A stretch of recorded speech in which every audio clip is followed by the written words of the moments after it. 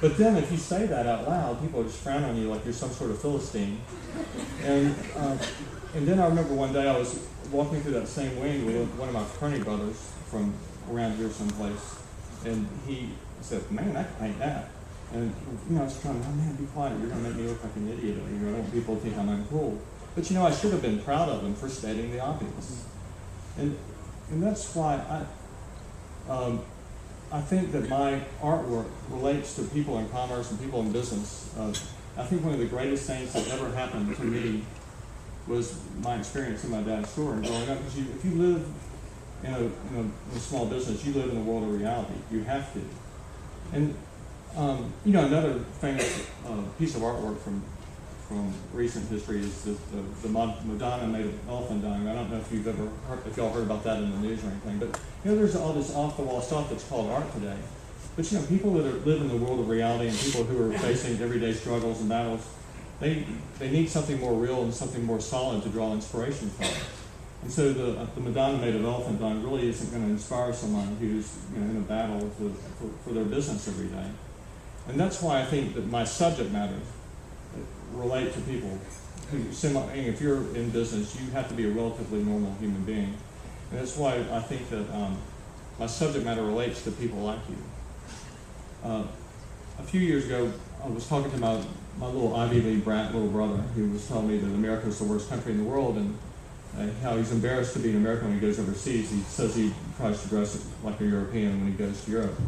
I said, his name's Holden. I said, Holden, when you're in Europe, they're not mad that you're an American. They're mad that they're not Americans. And it's true.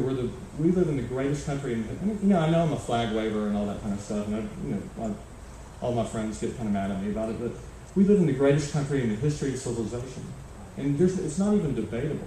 And so, what are the things that have made us different? I think it's important for us to recognize the things that have made us different. And so in my book, Reconstruction of America, which is on sale right there at the table. I'm just kidding, I'm not trying to plug books, but I have to talk about the book to tell my spiel. I've used all of my American icons to tell the story of America and why this is the greatest country in the world. And even you've got our obvious leaders like George Washington, who's the face of America. But these icons that I paint are bigger than just the individuals. They represent these ideals that are much larger than themselves, and they represent the ideals that relate to us all. And we have an emotional connection to all these icons in the book. And even some of the more obscure icons, the counterculture icons like Jimi Hendrix, who was steeped in the counterculture of the day, he still represents the creativity and the genius and the accomplishment and all these things are the foundations that were laid by our founders when they came to America. And every single one of these icons in the book represents these ideals in some way. And one of my favorite icons of America is the Coke bottle, since they write most of my checks. And so I'm required to talk about Coke at every public gathering. But the Coke bottle is such an ambassador of America all over the world. I mean, when I was in the airport the other day and I saw this soldier, looked like he's about 15 years old, and he's probably going off to Iraq or Afghanistan. And I just wanted, I wanted to go up and hug him. It was just the most poignant, and he would have punched me, get away from me, fag. My wife and I were looking at him. It was just the most poignant thing in the world to see him just walking along with that Coke bottle. And it was such a symbol of the American character to me. And just wanting a little symbol like that to mean around the world. And so when you hear people talking bad about this country, they don't hate this country. They're just mad that they're not over here with us. But speaking of being out of the country, and this is why I was talking to some of the guys up here. And does anybody have any idea who this guy is on the Canadian $5 bill? Nobody. Who is this guy? I think it's kind of cute the way that. Are there Canadians and any Canadians?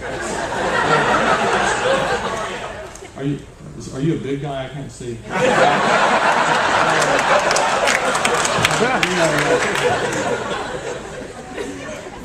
I think it's kind of cute the way that Canada tries to pretend it's a real country. I was always happy that they won that hockey game yesterday. They got to have something. But you look at Canada's great.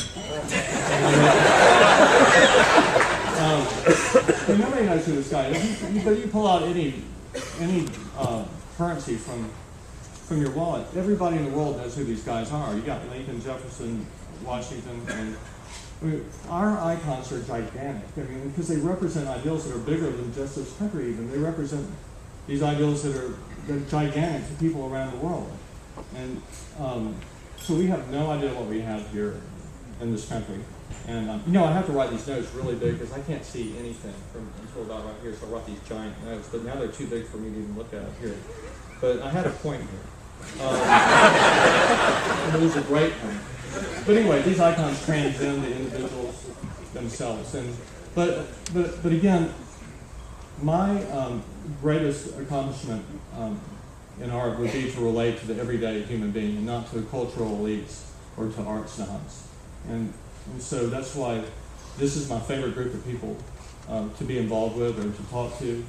And it's people like you who support me and my family, and it's people like you in this city. And I hate to be sappy about it, but I love Atlanta, and I love how well Atlanta's treated me. And you've got a great museum here too. Sally McCulley runs a great museum here in Cobb.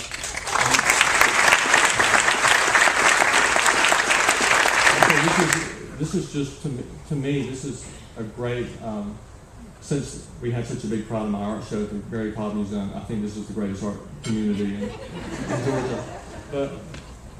But thanks so much for having me here. And also, while Coach Dooley is on the front row, I'm going to make sure that y'all know that I have a new book coming out with Vince Dooley sometime in the next 2 months.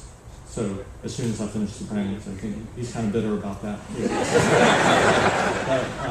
But thanks so much for having me here. I never know how long. I've got to get one of those. Somebody told me I had to get one of those speaking programs where I can tell how long I've been talking. Because half the time people tell me I haven't talked long enough, and then other times my wife's looking at me and says, "Get off for God's sake." So, but I hope this is the appropriate amount of time. But thanks so much for having me. I'm very flattered for anyone to ask me to talk about anything. So anytime you want me to talk, I love these.